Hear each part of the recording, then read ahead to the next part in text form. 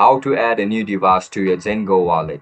Are you guys facing issues to add a new device to your Zengo wallet? If that's so, then this video might help you out. Without further ado, let's dive into the video. To add a new device, start by installing the Zengo app on a new phone.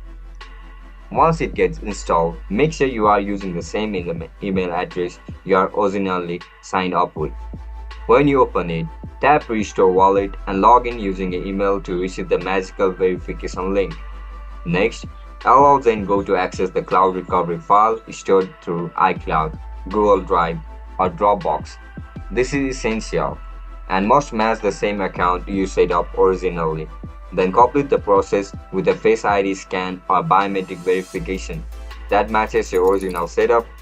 Once validated, your wallet, including balances and settings, will be securely restored on new device.